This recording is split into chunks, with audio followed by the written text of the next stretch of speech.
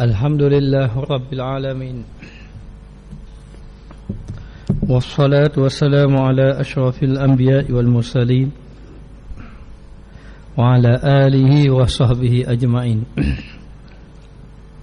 Subhanaka la ilma lana illa ma 'allamtana innaka antal alimul hakim. Rabbi shrah li sadri wa yassir li amri wa hlul 'uqdatam min lisani yafqahu qawli. InsyaAllah pada malam ini kita sambung balik bacaan kitab kita Nurul Yakin mengenai kisah baginda Rasulullah sallallahu alaihi wasallam. Para sahabat bila mana mereka beriman kepada Allah dan Rasul, mereka ditentang oleh orang-orang musyrik Mekah. Iman mereka itu begitu mahal, kerana nak mendapatkan iman itu bukan sesuatu perkara yang mudah. Bila mana mereka mengucap kalimah La ilaha illallah Muhammadur Rasulullah, maka penyiasaan berada di hadapan mereka, kelaparan, kesusahan dan sebagainya. Allah Ta'ala berfirman, وَلَنَبْلُوَنَّكُمْ بِشَيْءٍ مِّنَ الْخَوْفِ وَالْجُوعِ وَنَقْصٍ مِّنَ الْأَمْوَالِ وَالْأَنفُسِ وَالثَّمَرَاتِ wabasyiris sabirin. Maka sesungguhnya Allah Ta'ala akan menguji kamu, wahai para sahabat, wahai orang yang beriman kepada Allah, sedikit daripada ketakutan, sehingga kan bahawa orang-orang yang tidak beriman bila melihat sahabat Nabi diazab, diseksa, maka takut nak beriman kepada Allah. Dan kekurangan daripada harta benda, Allah Ta'ala uji mereka, tidak ada makanan, tidak ada buah-buahan, dan berita gembira bagi mereka yang sabar. Minggu lepas kita menceritakan bagaimana Bilal ibn Rabah, beliau adalah hamba kepada Umayyah bin Khalaf al-Jumahi al-Quraisy. Maka Umayyah ini bila mendapat tahu Bilal ibn Rabah beriman kepada Allah, maka Umayyah menjadi marah, lalu diletakkan tali di tengkuknya, tengkuk Bilal ibn Rabah, lalu diheretnya, sehinggalah orang-orang yang melihatnya merasa hairan. Bawa dia dengan diletakkan tali di tengkuk Bilal ibn Rabah di khalayak ramai, di suasana pagi yang panas. Lalu berjalan. Sambil berjalan tengok budak-budak ketawa, suka budak-budak tak tahu. Lalulah Umayyah merasakan bahawa dia telah menghina Bilal ibn Rabah. Kemudian dia mulalah menyiasa Bilal ibn Rabah. Dikatakan bahawa Umayyah telah menjemar satu baju besi di tengah panas, sehingga mana baju besi itu benar-benar panas. Lalu diambil baju besi itu yang dia pun tak mampu nak pegang dengan tangannya, berlapis dengan sesuatu, dipakaikan kepada Bilal ibn Rabah. Menahan kesakitan Bilal ibn Rabah, lalu bertanya kepada Bilal, adakah kamu nak beriman kepada Muhammad? Hendaklah kamu kembali kepada agama kamu dahulu, sembah patung berhala. Bilal ibn Rabah mengatakan, Ahadu ahad, Ahadu ahad, Allah Ta'ala itu Maha Esa, Allah Ta'ala itu Maha Esa. Lalu tidak berpuas hati Umayyah bin Khalaf. Dalam keadaan macam itu, selepas dicuba mengazabkannya lagi, lalu dikatakan bahawa diheret pula Bilal ibn Rabah, diletak, diikat pada binatang, lalu di binatang tadi mengheret Bilal ibn Rabah. Terlihat Bilal ibn Rabah dalam keadaan azab, lalu bertanya, adakah kamu nak berterusan begini, ataupun kamu beriman kepada, ataupun kamu mengikut agama kamu, menyembah patung berhala, ataupun ikut meninggalkan agama Muhammad? Bilal ibn Rabah tetap mengatakan, Ahadu ahad, Ahadu ahad. Maka sahabat yang beriman menangis melihat keadaan Bilal ibn Rabah, lalu di kalangan mereka berlari mengadu kepada Rasulullah sallallahu alaihi wa alihi wasallam. Rasulullah tidak boleh buat apa-apa kerana Bilal adalah hamba kepada Umayyah. Maka adat orang Arab, bila mana sahaja tuan, dia boleh buat apa saja kepada hamba dia. Tidak ada orang lain boleh ganggu. Lalulah Sayyidina Abu Bakar dipanggil oleh baginda Rasulullah sallallahu alaihi wasallam agar membeli Bilal ibn Rabah dan memerdekakannya. Sayyidina Abu Bakar seorang yang taat. Apa saja yang diperintahkan oleh Rasulullah tidak pernah Sayyidina Abu Bakar bercakap banyak. Bahkan dikatakan tidak pernah Sayyidina Abu Bakar ini menangguh-nangguh. Begitu Rasulullah suruh, begitu terus dia lakukan. Wahai Abu Bakar, kamu pergi bebaskan Bilal dan kamu merdekakan dia. Baik ya Rasulullah. Itulah. Lalu Sayyidina Abu Bakar membawa harta yang banyak pergi mendapatkan Bilal ibn Rabah. Bilal ibn Rabah dijemur di tengah panas. Bila betul-betul cuaca begitu panas sampai orang tak mampu nak berdiri di tengah panas, waktu tengah hari, matahari terik di atas kepala, orang duduk di bawah pokok, berlindung di bawah bayangan pokok-pokok ataupun rumah-rumah. Ketika mana orang sudah tak sanggup duduk di tengah padang, ketika itu Bilal ibn Rabah dilentangkan di atas padang pasir yang panas. Dan dikatakan padang pasir yang panas disebut di dalam buku kitab Nurul Yaqin ini mengatakan kepanasan itu digambarkan kalau letak daging yang mentah boleh jadi daging itu membawa masak.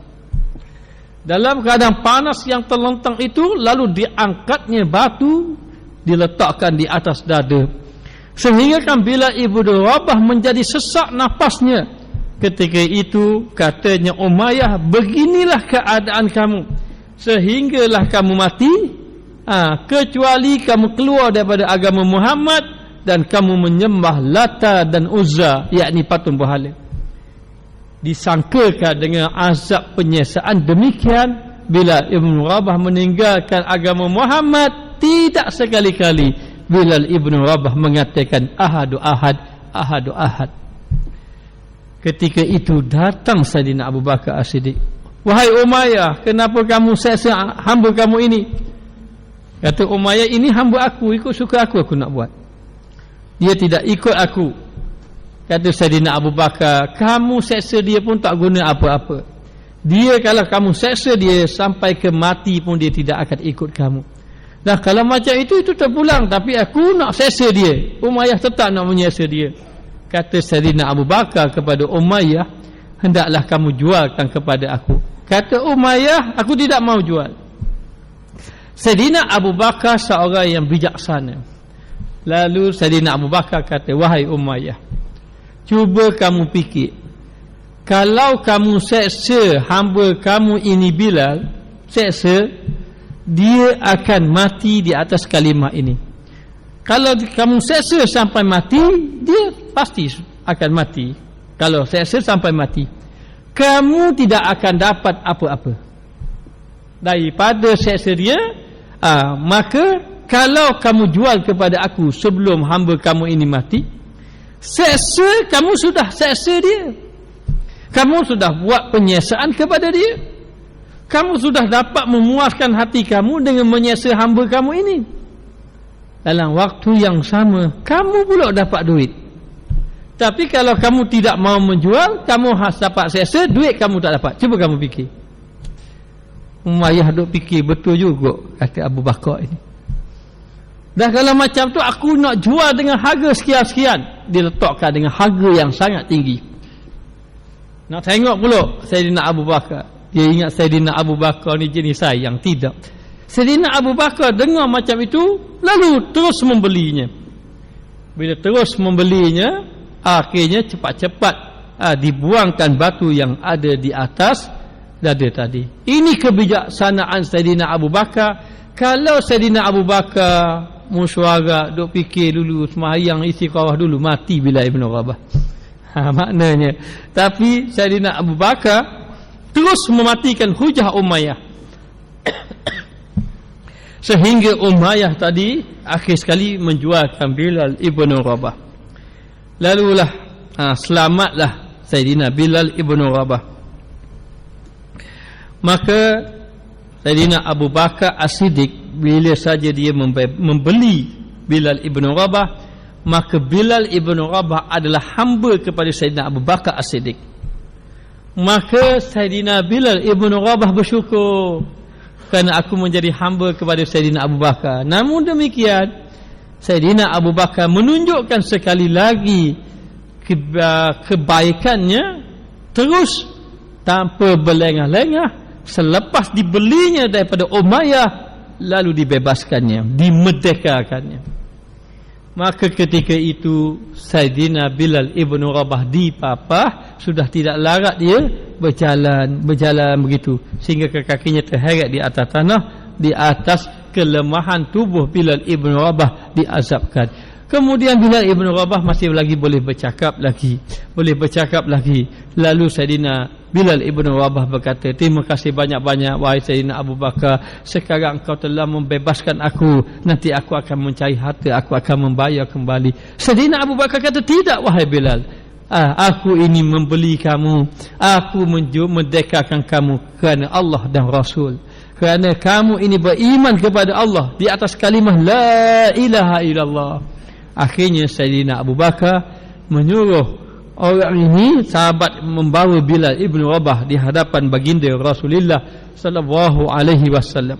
Bila sampai saja Sayyidina Bilal ibn Rabah di hadapan baginda Rasulullah sallallahu alaihi wasallam, Sayyidina Rasulullah sallallahu alaihi wasallam gembira, alhamdulillah, kerana sesungguhnya Sayyidina Bilal telah dibebaskan dan Sayyidina Abu Bakar memang seorang yang taat kepada Rasulullah. Dia telah melakukan dua kebaikan terhadap Bilal ibn Rabah. Yang pertama, dia ini membeli Bilal ibn Rabah. Yang kedua, dia terus memerdekakan.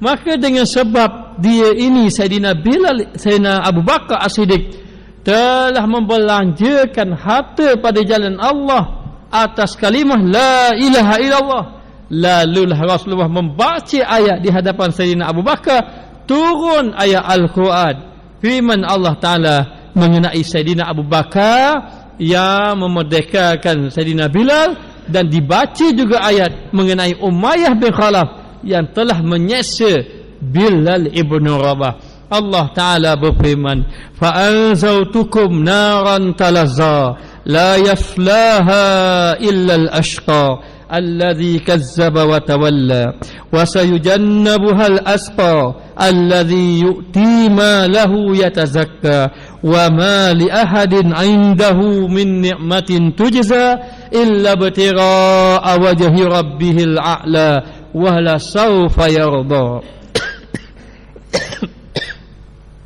Maka kami mengingatkan kamu dengan neraka yang menyala-nyala wahai Umayyah. Umayyah yang senang-senang sesuka hatinya dengan kekuasaan yang dia merasakan bahawa dia benar-benar berkuasa, lalu mengazabkan hambanya yang beriman. Mengikut riwayat, kalau tidak silap, lebih kurang dalam 7 orang hamba yang diazab oleh Umayyah bin Khalaf, dan ke-7 itu dibebaskan oleh Sayyidina Abu Bakar As-Siddiq. Lalu Allah Ta'ala menurunkan ayat kepada Rasulullah.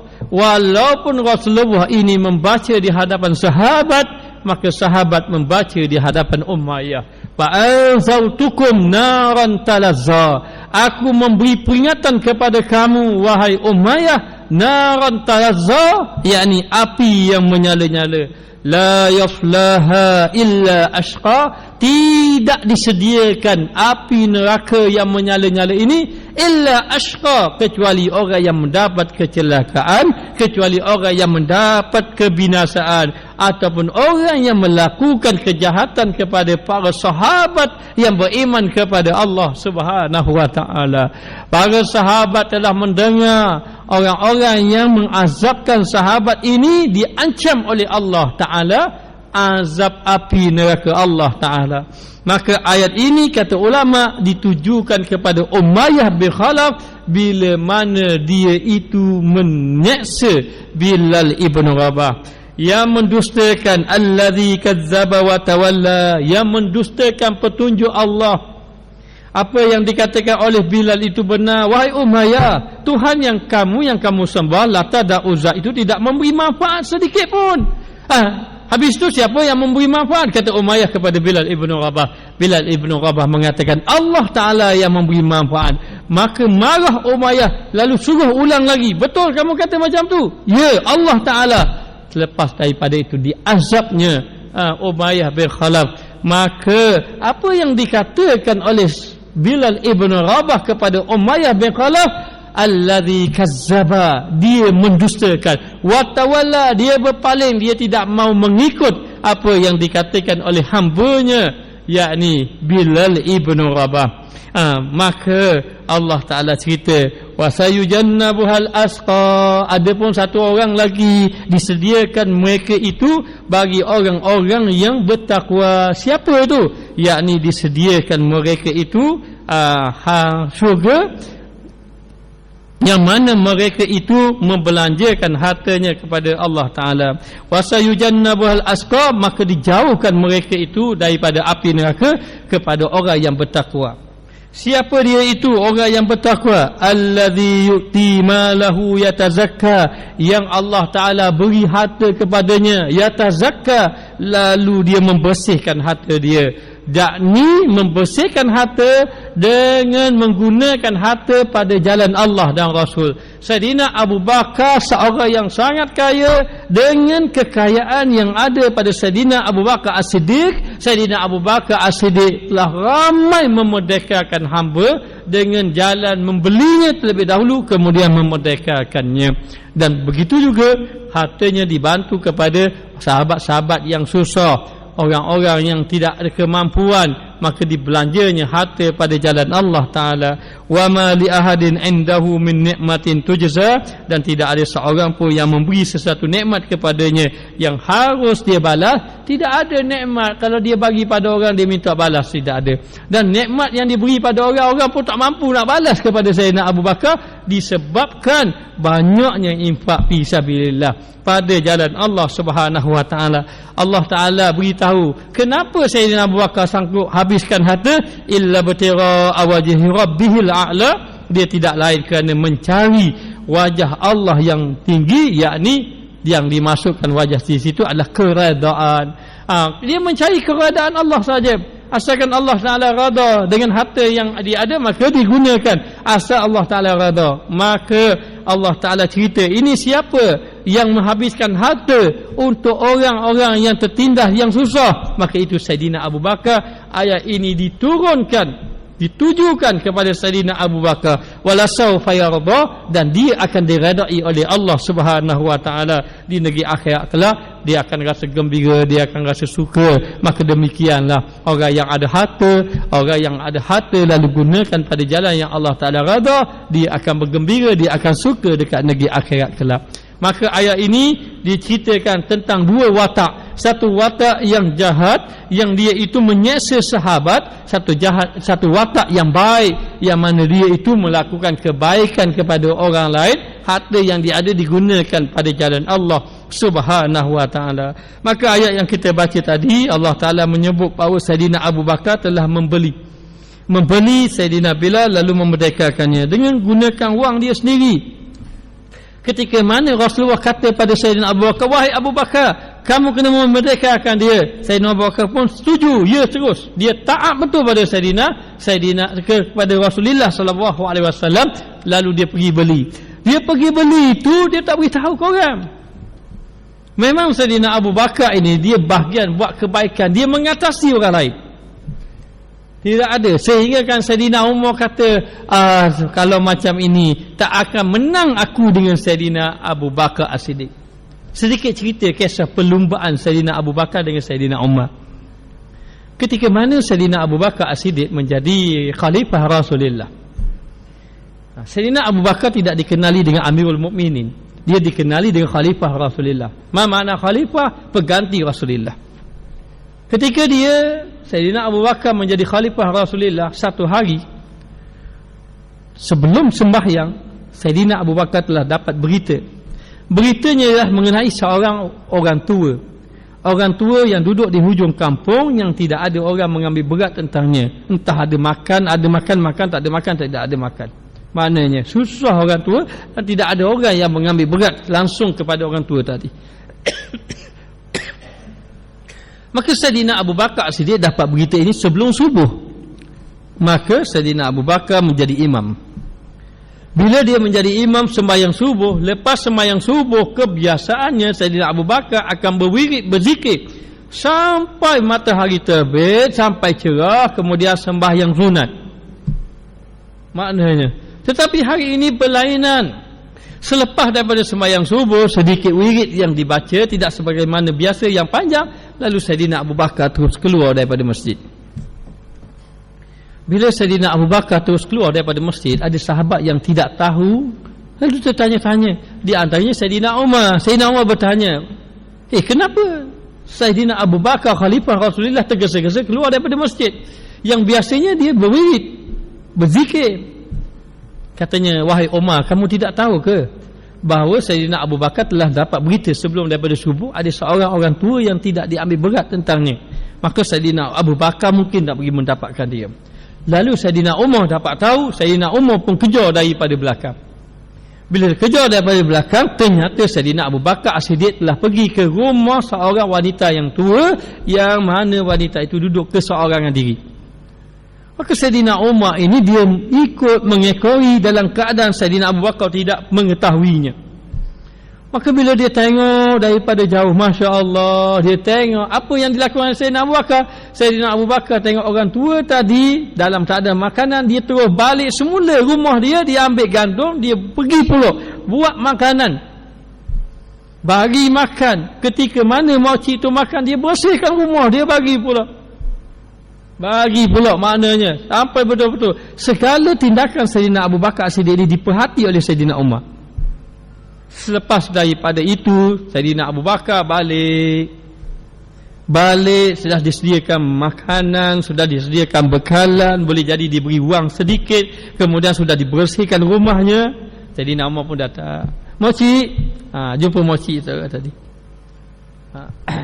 Ada apa-apa yang saya boleh khidmat kepada Moci, saya ingin membantu Moci. Moci itu kata, tak payahlah. Kenapa? Sebab tadi ada seorang datang, dia telah bantu macam ni. Orang macam ni lah yang patut jadi khalifah. Maknanya dia tidak tahu yang membersihkan rumah itu khalifah. Ini bermakna dia ikhlas. Dia tak khabar, makcik ini khalifah. Dia tidak beritahu. Dia buat kerja. Maka makcik itu beritahu kepada Sayyidina Umar, orang inilah yang layak jadi khalifah. Lalu apa yang dilakukan oleh Sayyidina Abu Bakar itu memang Sayyidina Umar tahu. Maka baliklah. Balik Sayyidina Umar. Bila Sayyidina Umar balik, esok sembahyang subuh macam biasa. Sembahyang subuh macam biasa. Selepas daripada sembahyang subuh, Sayyidina Umar pula yang bergegas keluar daripada masjid. Dia pula tak zikir panjang. Maka kelihatan Sayyidina Abu Bakar berzikir panjang, dan Sayyidina Umar merasa gembira yang menyangka bahawa kali ini Sayyidina Abu Bakar tidak akan sempat berkhidmat dengan orang tua tadi. Lalu dia pun pergi berkhidmat. Bila dia nak pergi saja, jumpa makcik tadi, nak berkhidmat pada makcik tadi, makcik kata, dia tak apalah, tak payah. Kenapa makcik? Sebab ada dah orang khidmat. Bila? Dia mari sebelum subuh. Sebelum subuh dia mari. Orang macam mana? Orang semalam lah, orang tu besar macam ni, gini dia cerita. Masya Allah. Sayyidina Abu Bakar, Sayyidina Umar kata kalau macam ini, sampai bila lah aku tak boleh menandingi Sayyidina Abu Bakar As-Siddiq. Sebab itu Sayyidina Abu Bakar As-Siddiq banyak ayat Quran, ada ayat Quran yang menceritakan khusus tentang dia. Yang Allah Ta'ala puji tentang Sayyidina Abu Bakar As-Siddiq. Di antara ayat inilah dia yang kita baca tadi, seseorang yang buat illa batira awajhi rabbil a'la, dia tidak buat benda itu semua kecuali mencari keredaan Allah Ta'ala. Cukuplah apa yang dilakukan itu untuk beliau mendapat kemuliaan dan kelebihan. Semoga Allah Ta'ala meradai Sayyidina Abu Bakar. Katanya dalam kitab ini, selain bila Ibnu Rabah, beliau telah membebaskan sejumlah hamba yang menganut Islam dan diseksa oleh tuannya.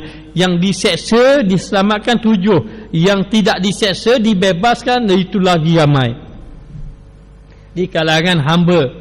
Kemudian di kalangan yang bukan hamba merdeka masuk Islam di tangan dia pun juga ramai. Maka hadis mengatakan bahawa iman Sayyidina Abu Bakar As-Siddiq bila ditimbangkan dengan iman orang-orang yang lain selain daripada Sayyidina Abu Bakar, semua orang yang beriman kepada Allah Ta'ala, timbang iman Sayyidina Abu Bakar, maka berat lagi iman Sayyidina Abu Bakar As-Siddiq. Kerana Sayyidina Abu Bakar As-Siddiq orang yang membawa, orang yang awal-awal mengajak manusia beriman kepada Allah Subhanahu wa Ta'ala. Maka Bilal ibn Rabah begitu juga seorang yang dimuliakan oleh Allah Subhanahu wa Ta'ala. Di antara orang yang diseksa juga adalah Hamamah Ummul Bilal. Hamamah ini adalah ibu kepada Bilal ibn Rabah. Bila mana Bilal ibn Rabah diseksa, maka Hamamah ini juga diseksa. Dikatakan Hamamah ini juga dia adalah dia adalah hamba juga. Tapi hamba dia bukan milik kepada tu, dia milik Safwan bin Umayyah bin Khalaf. Maknanya anak kepada Umayyah bin Khalaf. Anak kepada Umayyah bin Khalaf maknanya dia ini memiliki ramai hamba, di antaranya Ummul Hamamah. Hamamah Ummul Bilal ini ibu kepada Bilal ibn Rabah. Maka Sayyidina Abu Bakar As-Siddiq bila dapat tahu anak dia ini diseksa oleh Umayyah, lalu Sayyidina Abu Bakar pun membelinya. Bila membelinya, Sayyidina Abu Bakar fikir, kalaulah anaknya Bilal ibn Rabah yang beriman dan yang menyesik itu Umayyah, memang anak pada Umayyah juga akan menyesik ibunya. Jadi akhirnya Sayyidina Abu Bakar As-Siddiq cepat-cepat pergi membeli kepada Safiyah tadi, Safwan tadi, akan Hamamah mak kepada Bilal ibn Rabah. Katanya dia sempat juga menyesal sedikit saja, akhirnya tidak sebagaimana Bilal, akhirnya dibeli, lalulah dibebaskan. Namun demikian, oleh kerana Ummul Hamamah ini seorang wanita yang tua, maknanya maka tidaklah diazab sebagaimana orang muda. Namun demikian, ada seorang yang bernama Amir ibn Furaihah. Amir ibn Furaihah ini diseksa sehingga beliau tidak mengetahui apa yang dikatakannya. Amir ibn Furaihah ini seksanya begitu azab. Katanya, mengikut dalam sirah menceritakan bahawa ketika mana dia ini nak diseksa oleh Safwan ibn Umayyah, Safwan tiba-tiba ambil dia, eret dia dan mendapat rentak baju dia. Baju dia sampai carik-carik, akan tarik baju dia sehinggalah dia tidak memakai baju. Bila dia tidak memakai baju, kemudian dibiarkan di tengah panas, ketika itu diambil besi panas. Besi panas yang diambil besi panas, lalu besi tadi dibakar di atas api. Besi dibakar di atas api. Besi yang dibakar tadi sehinggakan besi tadi jadi merah. Merah besi tadi. Besi yang merah tadi itu diletakkan pada tubuh. Letak pada tubuh mendapat Amir ibn Furaihah, maka menahan kesakitan, maka ditariknya, maka hilang satu bahagian kulit, maknanya kulit Amir ibn Furaihah. Kemudian diletakkan lagi, ditarik masuk daging. Maknanya begitu azab yang dikenakan oleh Amir ibn Furaihah. Dalam keadaan begitu, ditanya lagi mengenai keimanan dia, dia tetap beriman dengan Allah Ta'ala. Maka demikian, dia panas-panas letak pada itu, tarik pula, habis kulit, letak masuk pula daging. Begitu keadaannya, menahan kesakitan. Amir ibn Furaihah semakin diseksa, semakin kuat iman dia kepada Allah Ta'ala. Semakin diseksa, semakin kuat dia menyebut nama Allah Ta'ala. Orang menangis melihat bagaimana Amir ibn Furaihah ini, oleh kerana terlalu sakit, terlalu azab, dia tak tahu dah apa yang dia tanya. Orang tanya dia cakap begitu dia, jadi mengarut bercakap. Bukan dia ni orang jenis mengarut bercakap, tidak. Dia sudah jadi tidak sedar apa yang dia kata, dia sudah tidak tahu maknanya apa yang berlaku kelilingnya, hanya bagi fikiran dia, jadi diri dia hanya menahan kesakitan di atas azab yang Safwan ibn Umayyah ibn Khalaf menyeksa Amir ibn Furaihah. Nabi menangis juga mengenai Amir ibn Furaihah ini kerana seksaan yang dilakukan kepadanya. Sayyidina Abu Bakar As-Siddiq lah juga yang cepat-cepat pergi maknanya memerdekakan, membeli lalu memerdekakan dia tu. Dan dikatakan sedikit kisah Amir ibn Furaihah ini, dia menjadi orang kesayangan baginda Rasulullah sallallahu alaihi wasallam. Dia bersama dengan Nabi dalam perang Badar, dia bersama dengan Nabi dalam perang Uhud. Dan dikatakan sehinggalah berlaku selepas daripada wafat Nabi, ada satu peperangan yang dipanggil Sariyah, yakni peperangan yang maknanya satu kumpulan yang kecil saja pergi berperang. Tidak pasti Rasulullah ada lagi atau tidak ada, tapi dikatakan Sariyah. Biasa Sariyah ni maknanya Nabi tidak ada dalam peperangan tadi. Amir ibn Furaihah ini dikatakan bahawa mayat dia hilang dalam medan perang. Selepas saja dia dibunuh dalam mati syahid, tiba-tiba mayatnya hilang.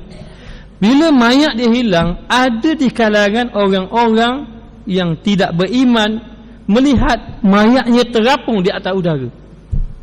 Terapung di atas udara lalu hilang. Maka Rasulullah hidup lagi. Dia wafat. Lalu Rasulullah mengatakan bahawa mayatnya dilarikan oleh malaikat. Segala pengurusan jenazah Amir ibn Furaihah ini dilakukan oleh para malaikat. Dah ada ke pengurusan jenazah seperti mandi ke apa-apa? Wallahu a'lam.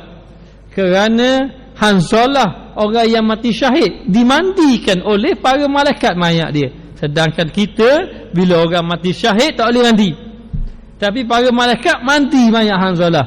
Maka Rasulullah memberitahu bahawa Amir ibn Furaihah ini mayat dia, jasad dia yang mulia diangkat naik ke langit. Hanya dikelihatan beberapa orang sahaja di kalangan sahabat Nabi, lalu bertanya kepadanya, adakah kamu lihat kepada jasad Amir ibn Furaihah ini? Dia kata, ya saya lihat. Ke mana? Dia naik ke langit lalu hilang. Lalulah hilang. Antara sahabat Nabi yang melihat jasad ini, ada juga yang tidak beriman nampak.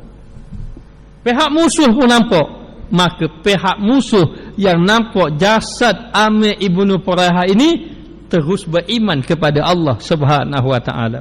Maka dikatakan bahawa beliau ini seorang sahabat yang dikasihi oleh Nabi sallallahu alaihi wasallam.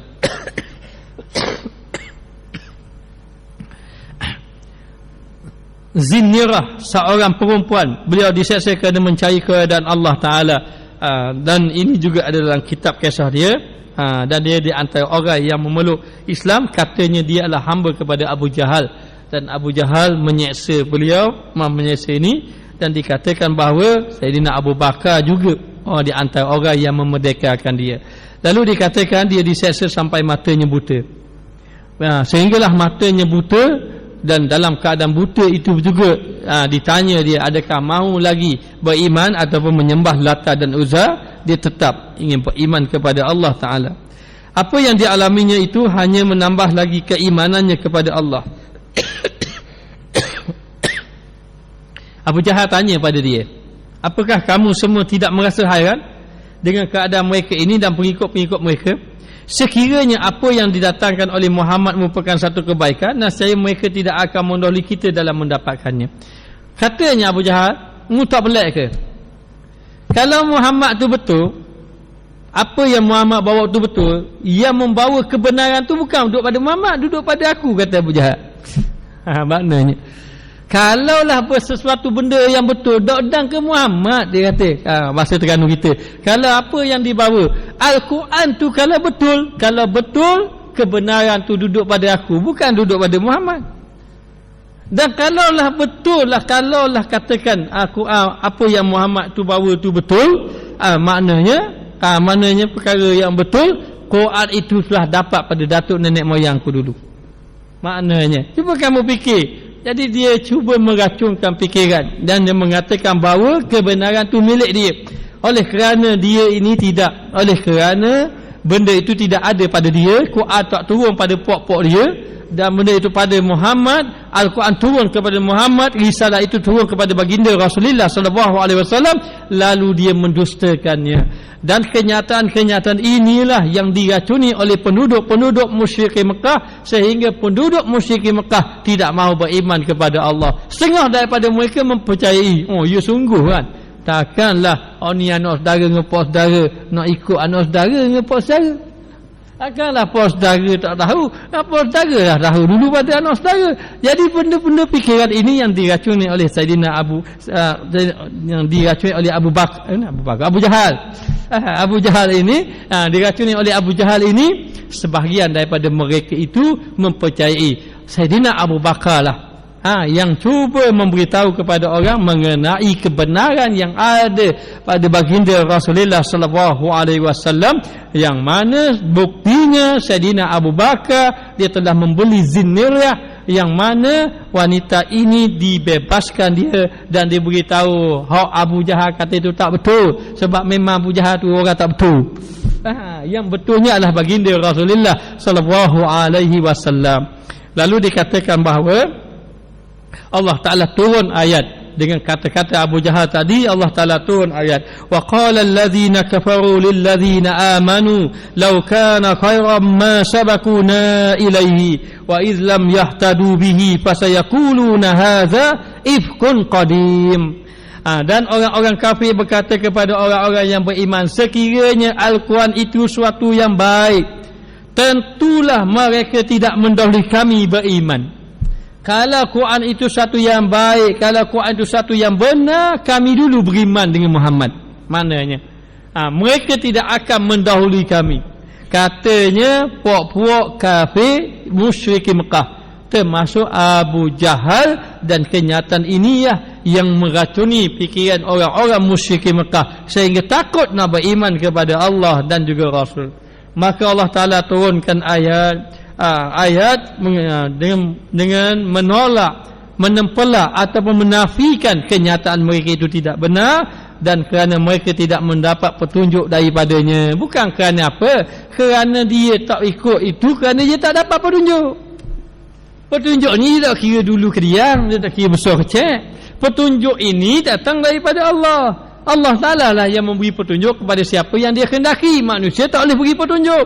Innaka la tahdi man ahbabta walakinna Allah yahdi man yasha. Jadi kenapalah sesuatu itu Allah Ta'ala beritahu sebenarnya Quran itu satu yang benar, datang daripada Allah. Adapun Allah Ta'ala beri kepada Muhammad, kan itulah Muhammad mendapat petunjuk, dapat pilihan Allah. Adapun pok-pok Abu Jahal itu mereka tidak dapat petunjuk daripada Allah, tidak dapat petunjuk daripada Allah Ta'ala. Dan maka mereka akan berkata Al-Quran ini fasayaquluna hadza ifkun qadim. Mereka pun berkata ini ifkun qadim. Mana ifkun? Ifkun ni maknanya dongeng saja, cerita-cerita dongeng saja, benda-benda dusta saja. Mereka itu mengolok-olokkan, mendustakan. Kenapa mereka meletakkan kadang asatirul awwali, cerita-cerita dongeng orang dahulu, ataupun kata ifkun qadim, itu pembohongan, cerita-cerita lama ataupun dusta yang lama.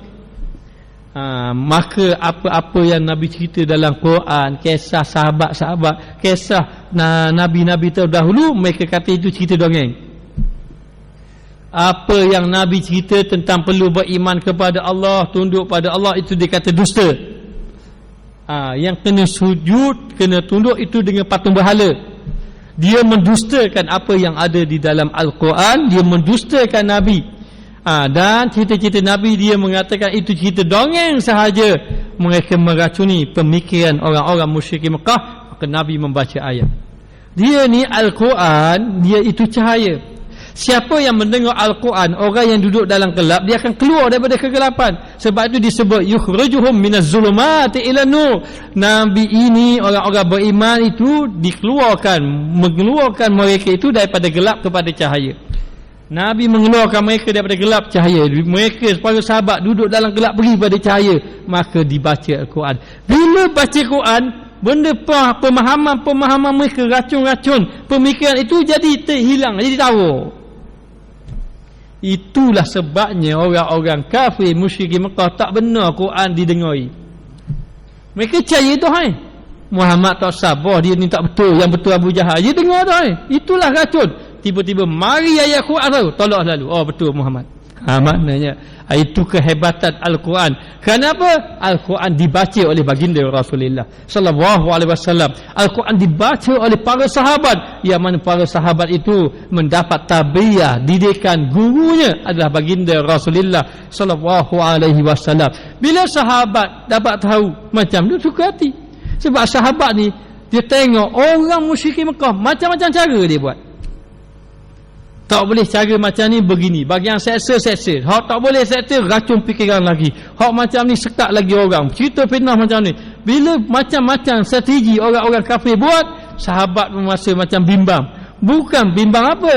Bimbang maknanya orang tak beriman, ahli keluarga mereka tidak beriman. Maknanya satu, ada juga bimbang, takut apa? Takut pemikiran ini dipengaruhi. Maka kenapa para sahabat bila sahaja orang-orang kafir buat macam-macam cara, tak ada seorang sahabat pun jadi murtad? Sebab apa? Nabi bagi penawar selalu. Mari je pemikiran, mari bagi penawar. Mari saja pemikiran, racun-racun pemikiran, oh betul ke ni? Mari penawar selalu. Allah Ta'ala terus turun ayat, Allah Ta'ala terus jawab selalu. Maka bila turun ayat, Allah Ta'ala puji Sayyidina Abu Bakar As-Siddiq, sahabat lain pun mulalah, Allah dadang ke aku, kali ni aku nak buat juga beginilah maknanya. Bila mana Allah Ta'ala menurunkan ayat, maka di antara orang yang diseksa lagi oleh musyrikin Mekah namanya Ummul Ubais. Beliau adalah di antara hamba yang dibebaskan oleh Abu Bakar. Masya Allah, dibebaskan oleh Abu Bakar. Sebelum itu beliau adalah hamba kepada milik Bani Zuhrah. Beliau telah diseksa oleh Aswad ibnu Abdul Yarus, yang mana Ummul Ubais ini diseksa. Saya pun tidak dapat mengetahui ceritanya lebih detail kerana tidak berjumpa lagi mengenai kisah ini. Hanya kita boleh beri kesimpulan bahawa kehebatan Sayyidina Abu Bakar, dia orang yang cukup prihatin bila mana ada orang yang beriman. Ada bila dengar sahaja orang itu ataupun tuan itu menyeksa hamba tu orang beriman, ke Nabi, Sayyidina Abu Bakar cepat-cepat pergi. Sayyidina Abu Bakar cepat pergi. Ayah dia nama Abu Kuhafah, ayah Sayyidina Abu Bakar. Orang beritahu, Kuhafah, anak kamu ni padang habis piti gitu merdekakan hamba. Maknanya lalu dalam keadaan macam itu, ayah dia pun naik marah. Muhammad kecil anak aku dah, gambarannya begitu, marah dia. Akhir sekali dia tengok cucu dia ni, tengok tak ada dalam bekas, banyak lagi piti, padahal bukan piti, batu. Ayah dia buta. Maknanya Sayyidina Abu Bakar As-Siddiq banyak memerdekakan hamba. Moga-moga Allah Ta'ala beri kebaikan kita dengan kita mendengar bacaan kisah sahabat Nabi ini. Wallahu a'lam. Rabbana zalamna anfusana wa illam taghfir lana wa tarhamna lanakunanna minal khasirin. Wa sallallahu ala sayidina Muhammad wa ala alihi wa sahbihi wa sallam. Walhamdulillahirabbil alamin.